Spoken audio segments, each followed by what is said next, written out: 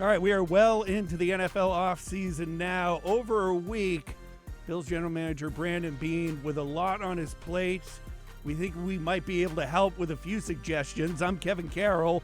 Welcome to the Buffalo End Zone podcast, everyone. And I'm Jon Scott. We've gone position by position to parse out where the Bills currently stand headed into the offseason. We had the great supersized roundtable a week ago where we got the opinions and thoughts of other members on the Bills beat alongside with me. So now we bring Kevin back in after a week of vacation, and we give our 5 things here. There's more, obviously, that they have to do, but we're keeping it simple. We're going to narrow it down, and Kevin and I are going to ping pong back and forth. He'll do his 5th, and I'll do my 5th, and we'll kind of work our way down to number 1, which I'm going to assume, this is my little prediction, we're going to be pretty similar at 1. I think it's maybe the other 4 in the order of such that maybe differs. Yeah, the order might be different, but, I mean, it is what it is when it comes to this Bills team. By the way, thank you. It's kind of flattering that it takes 3 experts to replace me on this podcast. Thank you for that. 3 experts and about 30 times the amount of views and subscribers that we usually have. So to all of you that are potentially new, that recently subscribed coming off of the previous podcast, thank you. Welcome. And for those of you who haven't subscribed, drop some comments and spread the word here, because we're going to continue to go through the offseason here, bring on guests as well, because you can only hear so much of what I have to say and what Kevin screws up. Yes, that is a fact, Jack. But we're here throughout the offseason, a lot to get to. With the Combine coming up, the new league year, John, is flying up on us, as it always does every year. So as I said off the top, a lot of work for Brandon Beane and the rest of his Bills staff and scouts and all that stuff as we get ready for the draft and signing free agents and stuff. So I put it number 5 on my list. So we're going down from 5 to 1, is basically the team has to get cap compliant. There's things that have to be done.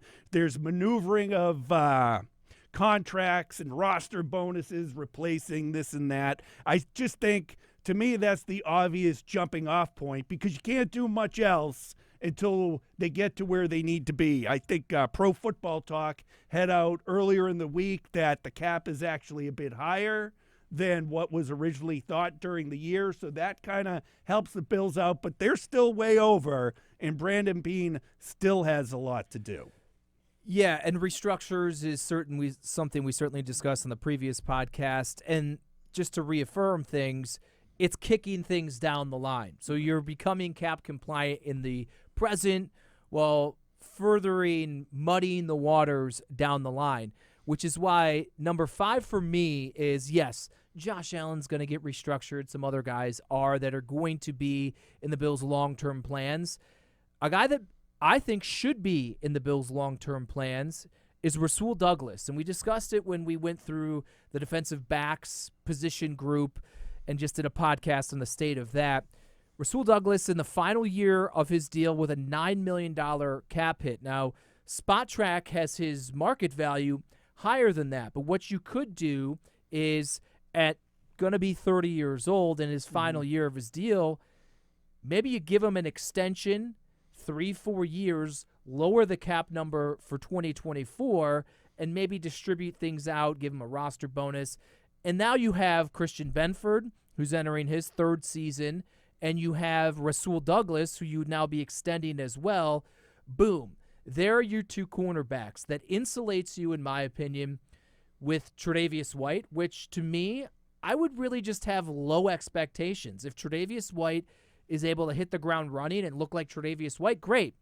I don't think that's going to be realistic. So have Rasul Douglas, have Christian Benford, and then there's the question of, well, Tre'Davious White still has a couple years left on his contract. Why would you then pay a lot of money and lock in Rasul Douglas long-term? You have Christian Benford, who showed things. What is happening with Kaiir Elam, a first-round pick, and Tre'Davious White? It seems like a logjam. To me, worst case, maybe Kaiir gets traded. I don't know if that's something that fiscally is responsible or even really that reasonable this year. Just keep him as depth. Tre'Davious White, getting rid of him, $10 million dead cap hit. I don't foresee that happening here. But you're looking at 2025. You can get out of Tre'Davious White's contract relatively easy. Mm-hmm. You could move on from Kyer Elam should you feel the need. And then you still have Christian Benford on a cheap deal. Maybe you extend him. And you know what you're getting at the cornerback position if you extend Rasul Douglas. Again, give him a 2-3 years extra on top of it, lower the cap number. I loved what I saw from him. I think arguably it's the greatest, certainly mid-season addition Brandon Beane has ever made as the Bills general manager. And I think you could argue it's one of his biggest hits, albeit in half a season, but one of the biggest hits he's made in terms of acquisitions during his entire tenure. Let me ask you this. Do you see, or who do you see as other candidates for a restructure of do you see Stephon Diggs? Do you see Von Miller? I mean, we're going to be talking about Diggs all offseason in that spot.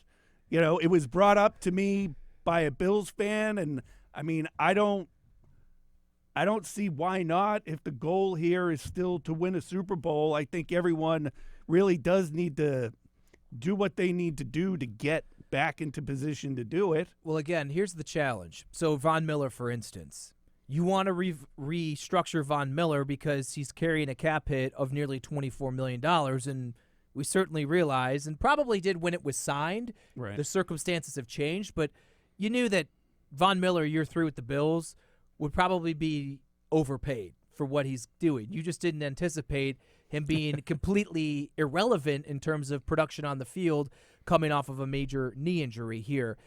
Do you want to restructure Von Miller, then committing more money to him down the line, which maybe would make it even more challenging to get out of his contract, let's say after this season or something like that? To me, that is the challenge. A guy like Stephon Diggs, who's carrying a nearly $28 million cap hit, as we've discussed ad nauseum, I don't think there's this choppy waters with some relationship that he's itching to get out. So sure, I think it's perfectly reasonable with Stephon Diggs to say, we want you to be in our plans even longer than you already are. So fine, I'm good with that. Josh Allen's easy. Yeah, they're definitely going to restructure him, especially since he does a $47 million cap hit, Right. and you could probably cut that in half.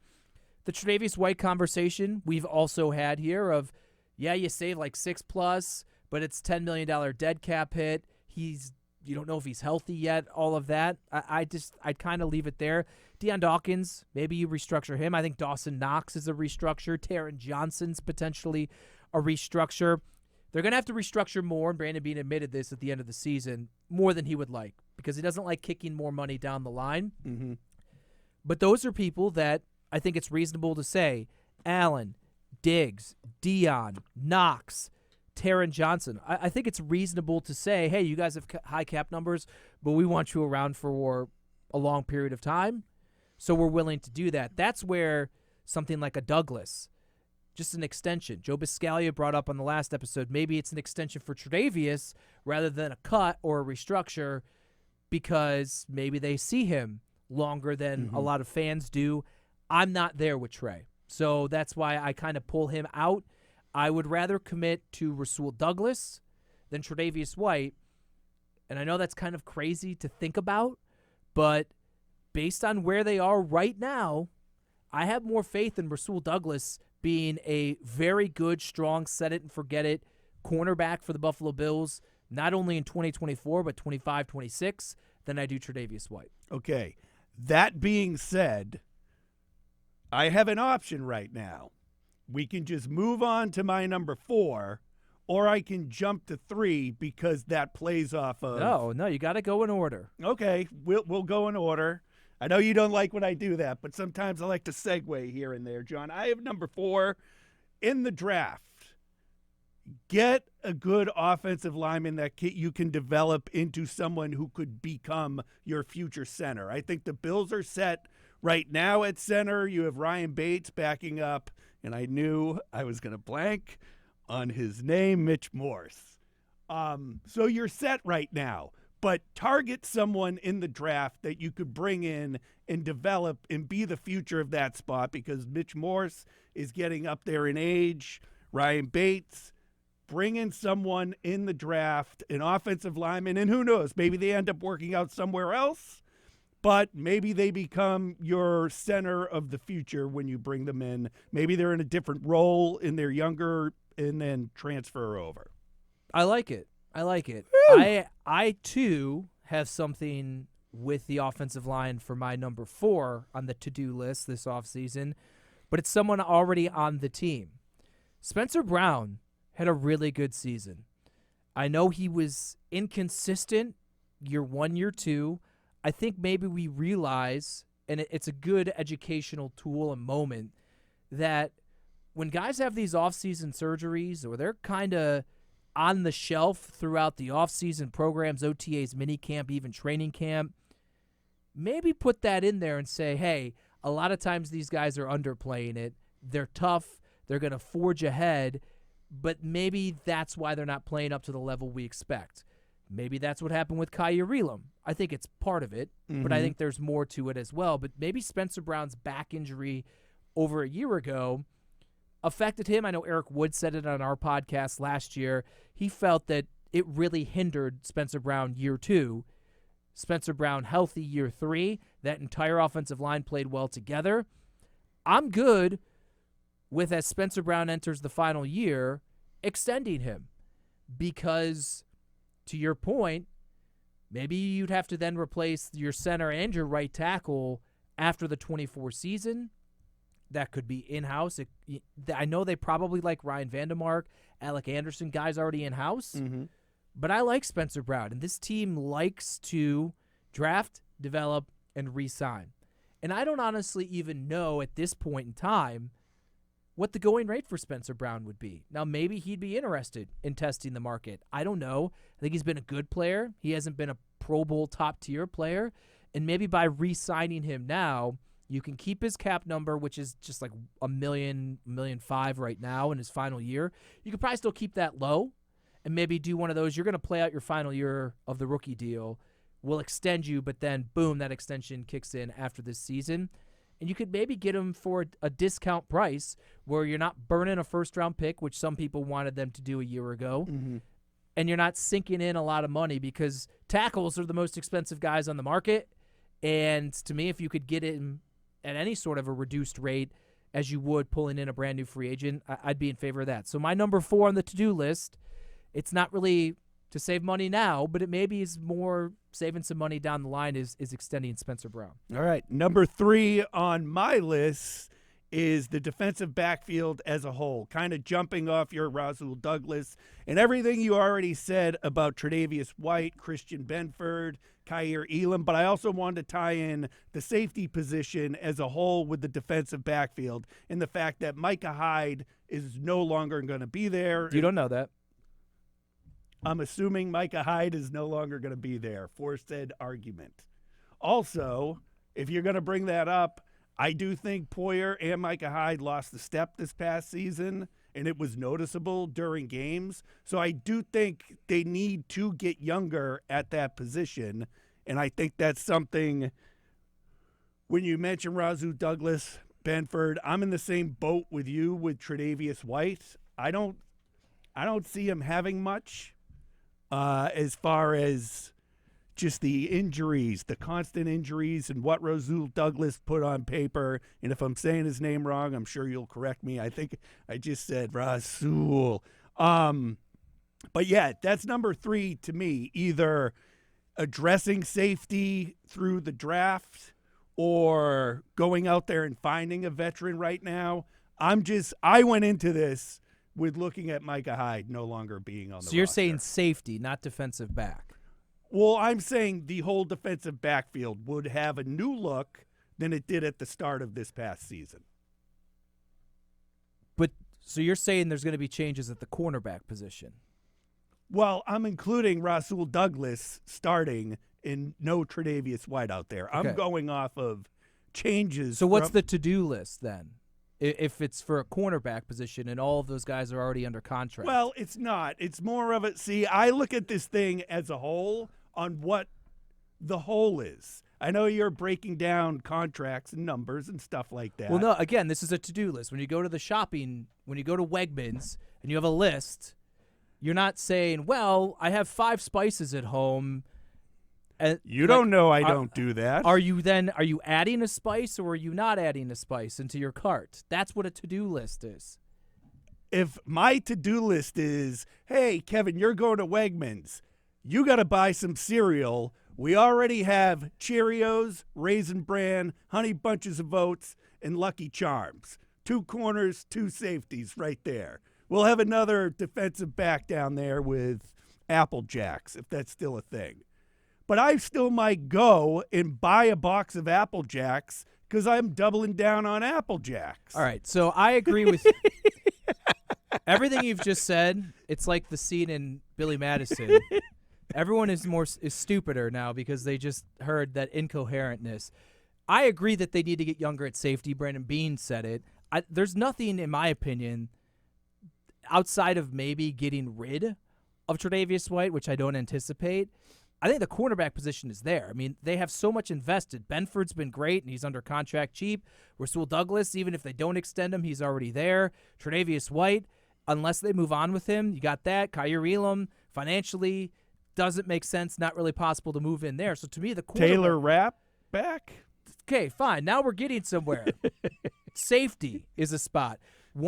Do you think Jordan Poyer will also not be back along with Micah Hyde?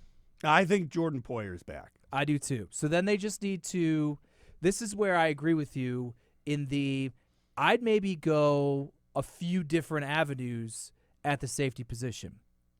I would draft one, and I would honestly consider it as high as day 2 is what I would consider. Safeties, you don't necessarily have to go, so you're developing that person. I'd probably sign someone so it's not almost as a stopgap of sorts. So maybe the young person is basically being groomed to take over for Poyer the following year.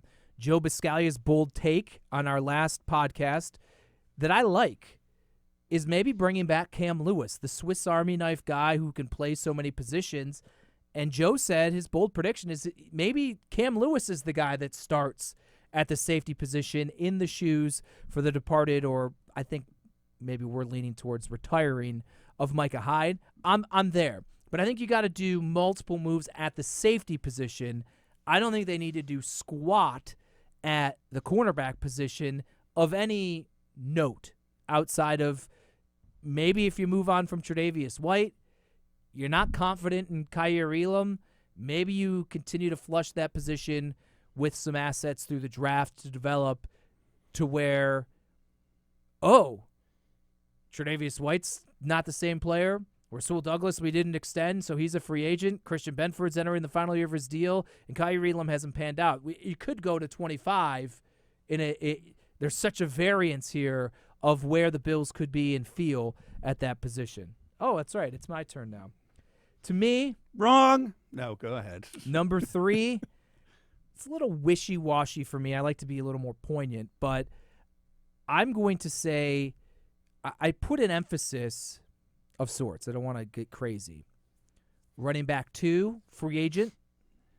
Backup quarterback, free agent. I don't think the Bills have the financial means to probably invest at backup quarterback the way I think they should. As we discussed on the quarterback-only podcast episode, it was wild the amount of backup quarterbacks that played this season and how many great quarterbacks and the injuries to them derailed contender seasons. So Cincinnati Bengals, they're obviously the poster child of that. You could even say the New York Jets, people feeling Aaron Rodgers at least would be better than what they got out of Zach Wilson. The Cleveland Browns found lightning in a bottle, but if not for this comeback player of the year effort from Joe Flacco, they probably don't make the playoffs as well. You see this. Houston had to stay afloat with a backup quarterback, and then they win a playoff game and continue to get valuable reps here. I would like them, if they could, to sign a multi-year deal with, I'll just throw a name out, Sam Darnold or something like that. Okay. I'm not saying Sam Darnold, but just for argument's sake of saying, hey, Go get this guy, sign him for a couple years so that it doesn't have to be an every offseason rotation of who's going to be the backup quarterback. And maybe Shane Buechele develops as a practice squad guy or something like that. And then RB2, again, we discussed it on the running back podcast. James Cook has never been, and I don't think ever will be, like a 90% snap type of guy. I don't think that's really what he should be. He's a Pro Bowl running back. He played well. There's still room to grow, and he's still going to be the number one. But I think there's value in having that number two. And that doesn't mean Derrick Henry, Josh Jacobs, Saquon Barkley, Tony Pollard, Austin Eckler. No, don't spend that much money. But because this running back free agent class is so deep, I feel like you can get certain players that could be good at a cheaper price. A guy I like, Dante Foreman, it seems like everywhere he plays, whether it is in Carolina or Chicago, he gets the opportunity and he makes the most of it. SpotTrack has him at $3 million. I don't know. I think while I want the Bills to not be this run offense, I think having a guy like that, even if it's a 1-year, $3 million deal, I'm good with it. I'm good with that. So to me, I prioritize is a tricky word to use because then people think that I'm focusing on the running game. But I do feel like RB2 is maybe more important than you would think with a running back the caliber of James Cook. Do you think Ty Johnson can't be that guy? I guess he maybe. I think he's a free agent too. So it's just he could be. I think maybe reasonable bringing him into camp. But I think in that $2 to $3 million range, maybe a 1-year deal. I mean, that's where you can get certain guys. I mean, that's where Damian Harris maybe, depending upon his neck injury. They liked him obviously a year ago. Who knows about that? There's other guys in that grouping that I think you can get. So it'd probably be a name that's not going to cost as much as you think because running backs as a whole, the market is getting squished down, and then there's so many of them this offseason that are free agents. I think then you're going to get, who knows, a guy, I'm not saying bring him back, but a guy like Devin Singletary could maybe fall into that same price range. This a guy who looked good with Houston and is on the open market and still only earns $2 to $3 million. Back to the quarterback real quick, backup quarterback. Kyle Allen, he would be here 2 years in a row if you brought him back, some stability instead of bringing someone else in. If you look down the list of the quarterbacks, he's at the price point we're talking about. Is it worth, just for the fact alone that he was here a year ago and has a relationship with Josh, to bring him back? Wouldn't surprise me for all of the things that you said. And he didn't look good in the preseason, and some of that was explained due to the fact that he was new and learning a new system. And now we'll see what Joe Brady's doing to change it. He still may be learning. Everyone may be learning some new things with Joe Brady as the offensive coordinator, which maybe would make it so bringing in a fresh face at the backup position wouldn't be as transitional and challenging as we've seen in the past. I'm fine. I mean, Josh Allen, he's gotten hurt, but he hasn't missed time. And unfortunately, I'm not trying to jinx anything, though, it's almost inevitable. Like, quarterbacks are going to get hurt. I mean, players are going to get hurt. As Deion Dawkins tries to say, he seems to put, it's 100% of the league seems to get hurt, right? I mean, everybody gets hurt in some capacity. Whether they play through it or not is the story. Josh has played through it. He's been incredibly durable. I think I heard our friend Sal Capaccio say on the radio this morning, Josh currently holds the longest active streak for quarterback starts consecutively. That's incredible. That's great. But just, it feels like the clock is ticking. It's not because he's a running quarterback. I think that is such an overblown thing. It's just, it happens. I mean, freak accidents happen. I mean, these guys get rolled up on, or they get hit in a strange position from the pocket. Just things happen. It's a brutal sport, and that's why after seeing so many teams get derailed a year ago, by having their starter out for even 2-3 games only, I think it would be valuable for a team that had Miami. They had to have this miraculous comeback. You don't know what the Jets are going to be. The margins are smaller, I think, going into 24. And so you would like to be insulated for any potential loss of Josh Allen that wouldn't completely sink your season again in only potentially a 2-3 game span. Yeah, I agree with you. We'll go to number 2. I'm going defensive tackle here, or defensive line. I'm not sticking to tackle. You'll probably have an issue with that. Daquan Jones, I think you and I talked about this. Daquan Jones, I'm good with them bringing him. I also wanted A.J. Epinesa to work out with the team, but somehow I think he put enough out there that he might be offered more money somewhere else to leave the Bills at this point. Number 2 for me is re-sign Daquan Jones. All right. Wow. Look at that. And that was pretty unanimous on the round table as priority number 1 in terms of bringing a free agent for the Bills to bring back. He's been great when he's healthy. Obviously, that wasn't the case last season, but the early portion, he looked fantastic, and I feel that he still has it. And I think that him and Ed Oliver side by side, I think that would be good to lock it up for a couple years, and then backfill. And you can backfill with, there's lots of Tim Settles and Poona Fords and Linval Josephs and Jordan Phillips. I mean, those guys weren't making like $5 million. Right. I mean, those were, Poona Ford was a late addition. Linval Joseph was dang near Thanksgiving. He was right around the trade deadline, Halloween. These are all guys that but I feel like having your first 2, those matter. So Ed's around for a long time, had his best season of his career. I think bringing back Daquan Jones. I agree that I like A.J. Epinesa. Spot Track has his value $5-6 million a year. I don't know. I mean, here's the thing that I struggle with.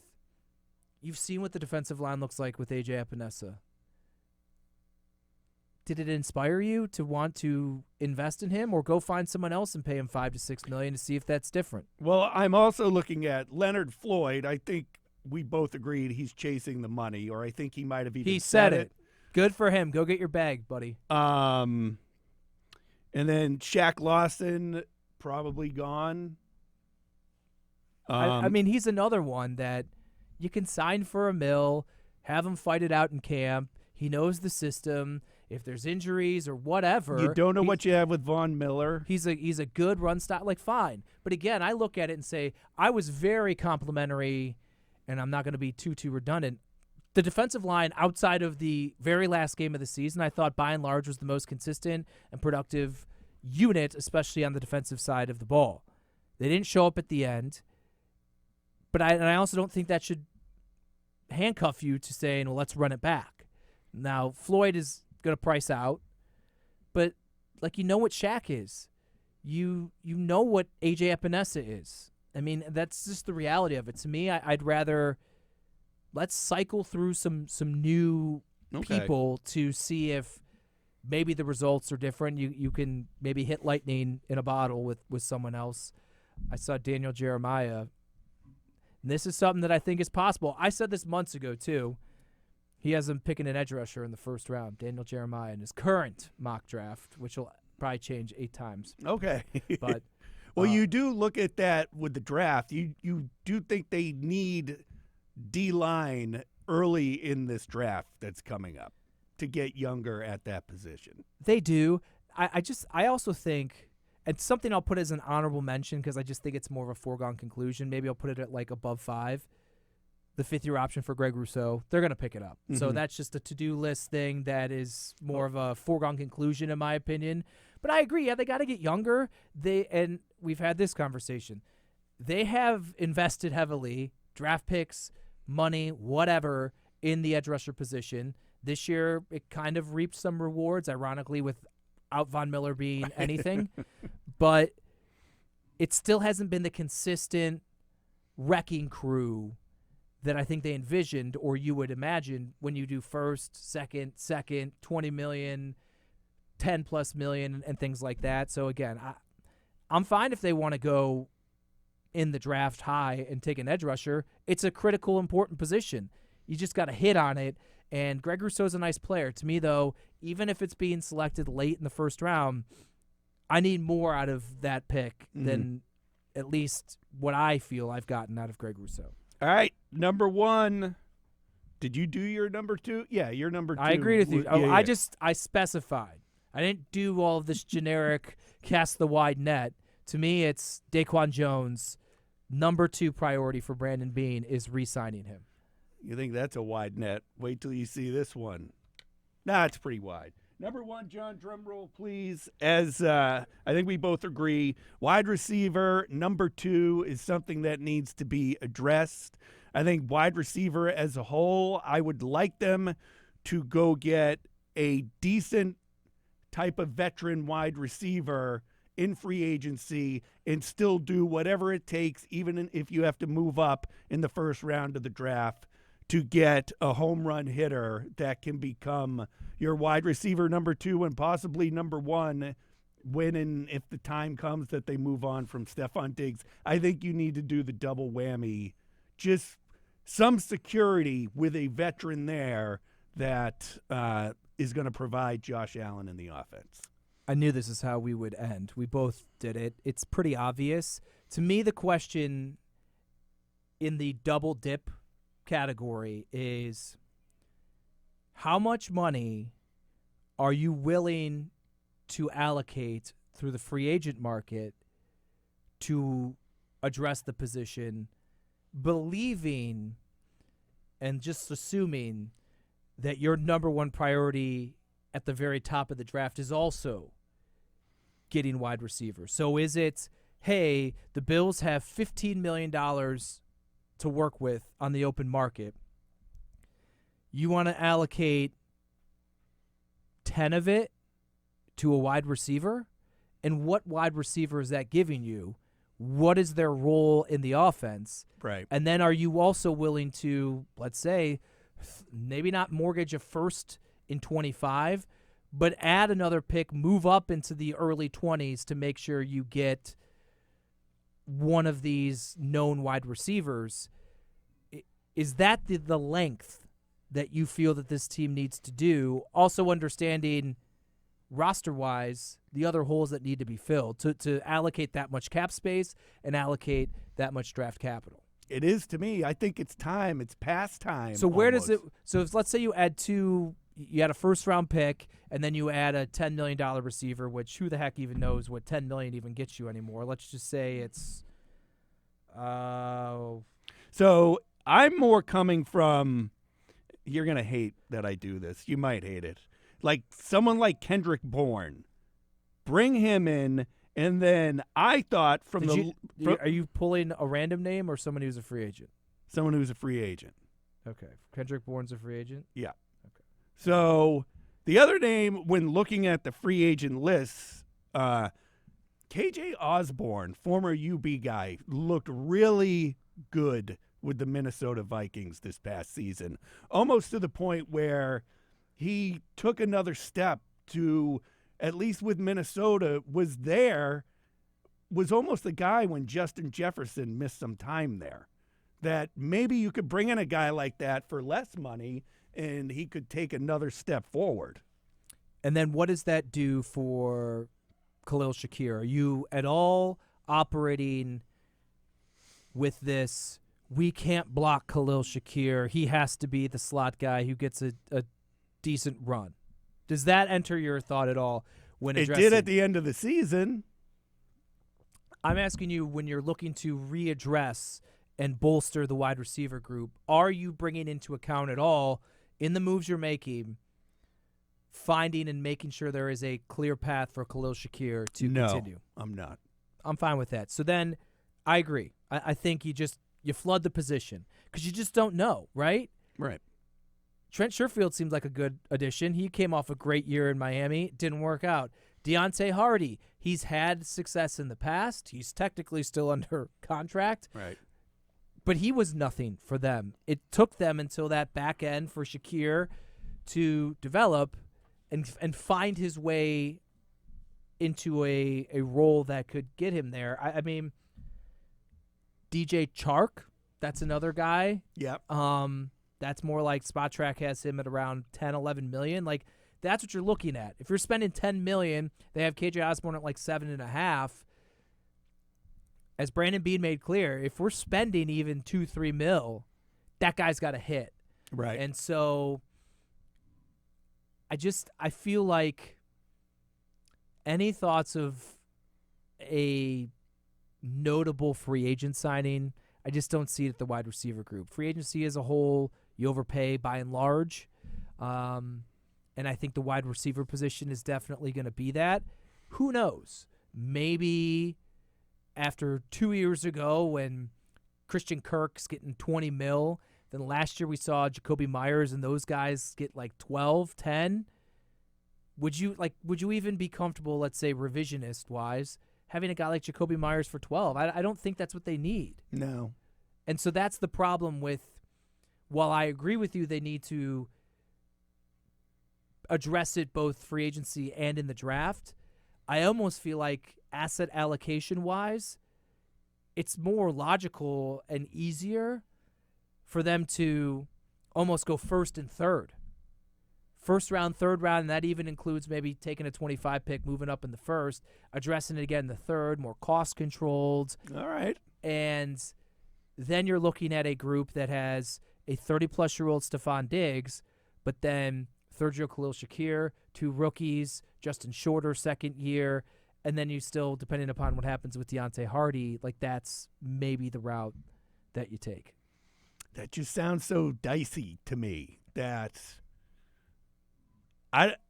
the security of having a mid-range veteran who's been in playoff games, who just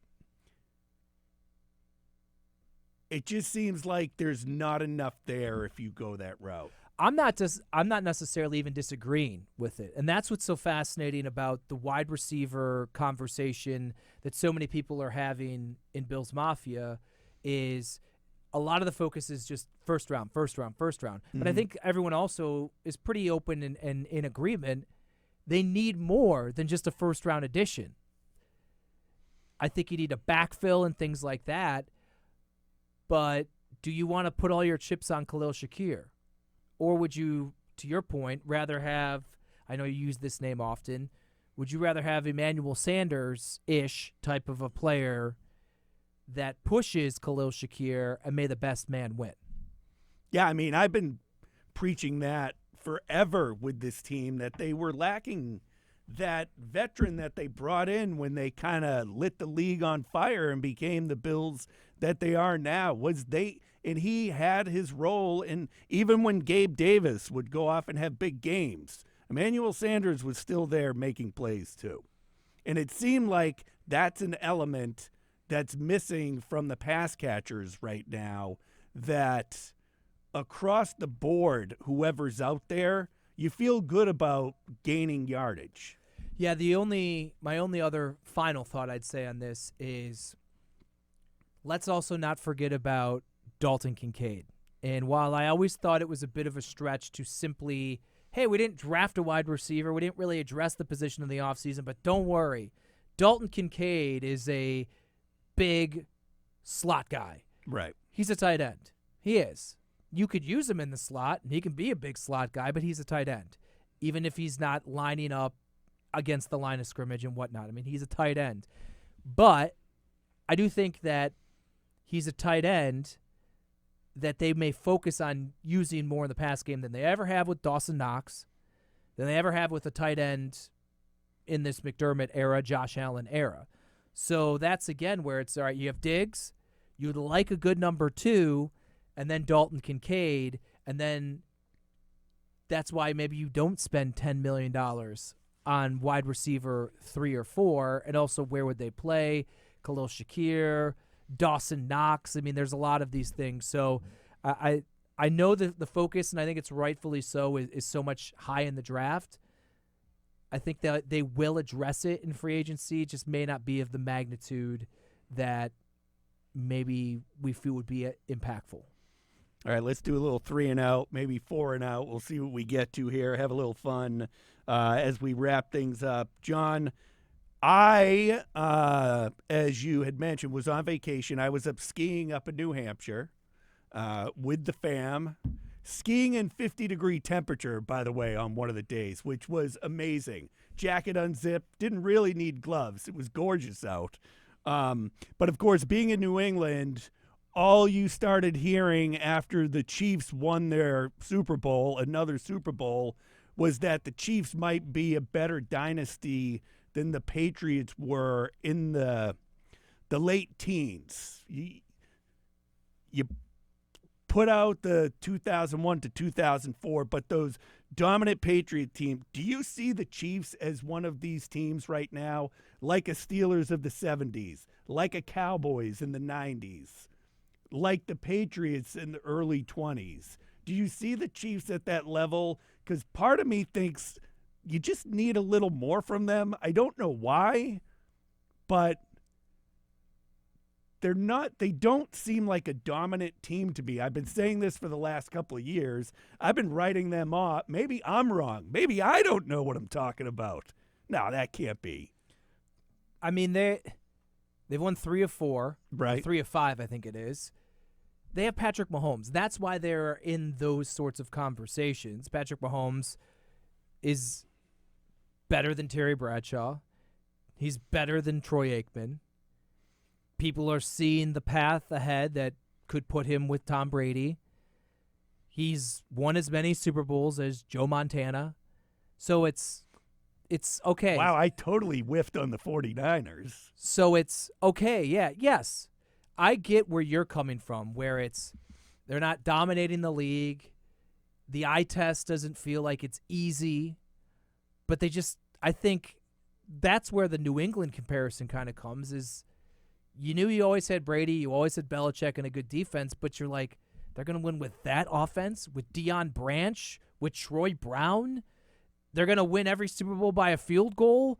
They're going to have to come from behind. Like, it just – you're right. It's not dominant like the Cowboys blowing the snot out of the Bills and other teams. It's not the Niners beating the crap out of the Bengals and setting records and all of that. The Steelers winning all of those in the 70s. What, the Vikings in the – not the Vikings. Vikings never won. No, the 60s. I forget who's this. Whatever. Green Bay back in the day. Things like that. I get it. But to me, it almost makes it more impressive. They're absolutely a dynasty. They're absolutely in that pecking order. Steelers, Niners, Cowboys, Patriots, and now the Chiefs are the next in line. All right, I'm with you. Jon, we talked about the Bills' off-season to-do list.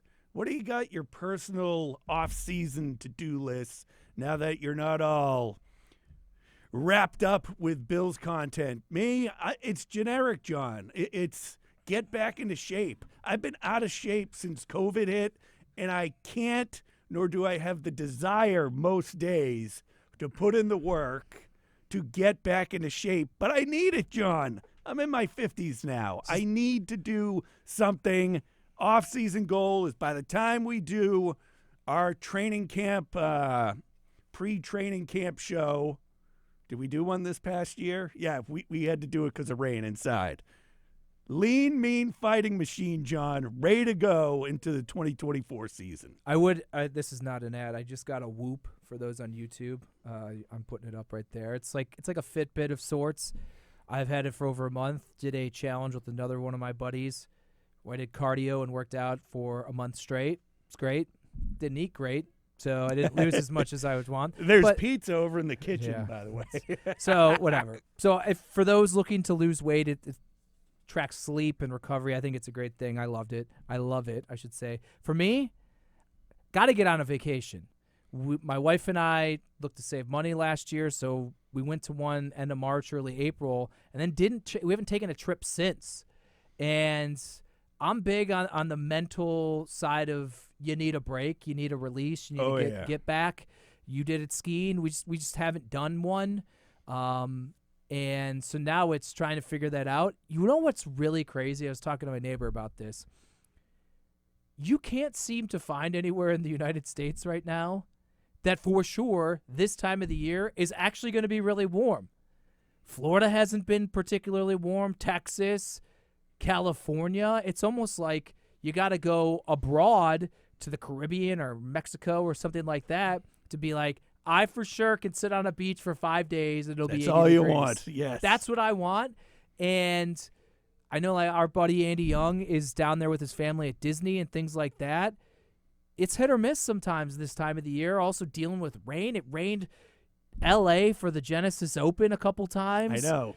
Frost warnings in Phoenix for the waste management. Like, where can I go that I'm not going to get there and say, wait, I finally got away. I'm spending all this money, and it's only 60 degrees. I might as well have stayed in Buffalo. Well, I was going to say, you could stay in Buffalo and it will be in the 60s next week. Of course, it will be rainy and windy as it is this time of year.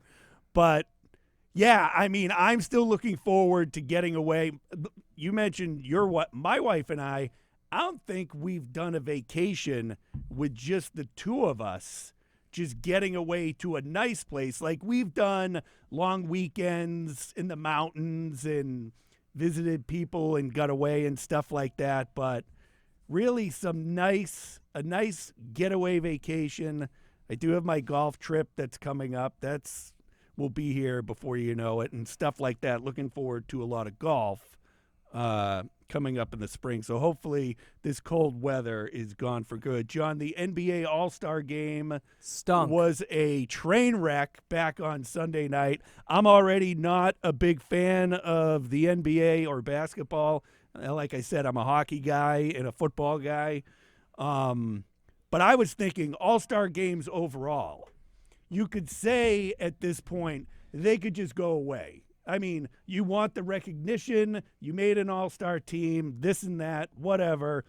You know, even the baseball all-star game during the summer has kind of lost its luster too. That was the big one that you always kind of hung on to. It's baseball. There's no contact. You know, you can play a regular baseball game. The NFL did what they did. The hockey one is now a 3-on-3 tournament. Who cares? In the NBA, you're putting up over 200 points in a game. And the skills thing was lame. The dunk contest had 2 G Leaguers in there. What are we doing? It used to be the marquee event of maybe every all-star game in professional sports, and now you can't even get it. Good props to your guy. I'll say your guy loosely because you don't like the NBA even for the Boston Celtics. Jaylen Brown. Multiple-time All-Star, he's like, I'm going to go there. Didn't win, didn't care. I mean, he probably cared they didn't win, but he wasn't concerned about what it would look like for him if he did not win the dunk contest by doing it. Three-point contest is interesting. I enjoyed that. That's probably the best part of it all. The problem, again, yeah, you're right. It's the middle of the season. They're already having issues with load management and things like that. How are you ever going to get guys to play hard for an entire game because not everyone's wired like Kobe Bryant? And it's like, well, what if you put $1 million on the line for each guy of the winning team? The way NBA salaries are, even guys that aren't even close to being an all-star make $20 million a year. Why the heck would they give a two hoots about winning $1 million? Like, that's not the way it is. I don't know what they do, but it stunk. Usually the game is at least somewhat close to where the final 5-6 minutes of the game, you start seeing them play a little harder. It was such a blowout. Karl Anthony Towns scores 50. You get all these, like, it just was stupid. It was stupid. I was watching other things. All right, well, we'll do this. We'll continue to do this throughout the offseason. What you watching right now, Jon? So I'll go to this one. So my wife and I, she's never seen Modern Family. We're rewatching that on Peacock. I like it. So it's just a fun, little, light, funny show there. It's always good. But what I started watching last night was the show The Traitors on Peacock. It's a lot of reality stars, whether from competition-based like Big Brother, Survivor. Are they bad guys? So there are. So it's a group of people, again, Big Brother, Survivor, Real Housewives, The Challenge from MTV, like whatever. There's a bunch of them on there. And a couple of them from this group are the traitors, but nobody knows who. So so you're trying to figure out who the traitors are before the traitors basically kill you off. And I'm like 3 episodes into this current season, which I think is 8 seasons long. It's enjoyable. There's some interesting little nuggets. They're in a castle in Scotland. So it's cool. I like it. Episodes are like an hour. It's something that I don't think my wife would enjoy at all. So when she's working or whatnot, I can just watch it on my own. Easy watching when you're alone. My wife and I started watching Royal Pains at the recommendation of my parents. It's about a doctor and his brother who go out to the Hamptons and are, working alongside all the rich, well-to-do people, John. But I'm at that age right now with any kind of medical show. When I hear them diagnosing people with a problem, I start overthinking it, and it reaches a point almost where you're like, you know what? I don't want to hear about this. Out of sight, out of mind. I don't want to know that something like that is out there, and it's usually the middle-aged guy who has the problem in it, which is me. Now, we also started watching Dynasty, the Patriots story on Apple TV, which I got to be honest with you, and I said this to a friend of mine, if you hate the Patriots, this is good. If you like the Patriots, it's interesting. If you hate the Patriots and think the operation under Bill Belichick and everything was nothing but stabbing people in the back and, Drew Bledsoe got a raw deal and all this other stuff, all that's in there. They don't really hold back. It's not like a documentary released by the Patriots.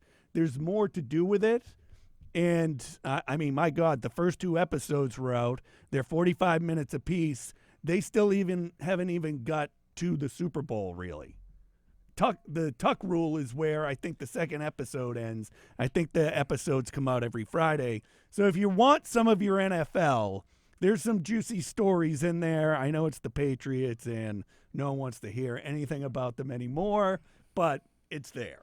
When we talk about dynasties, 20 years? They are a huge chunk of NFL history, certainly recently, and kind of figuring out the behind the scenes and behind the curtain stuff, especially now that it's done. Yeah. I think has value there. I will not be watching it, but I can see why people that aren't from New England like yourself could enjoy it as well. But it's like that Chicago Bulls documentary, or if it's done well documentary-wise, you can kind of stomach it. I love the Bulls one. That one was great. I'm a Cavs fan. They cost the Cavs. That's my point. They cost the Cavs probably at least an opportunity to go to the NBA Finals. All right, John's on vacation next week. I'll be back digging for a guest still, John. We'll see what we end up doing as John gets his time off, too. Again, the Combine just around the corner, and then the new league year coming up quick after that. And then before you know it, the draft will be here. For Jon Scott, I'm Kevin Carroll. As always, thanks for joining us.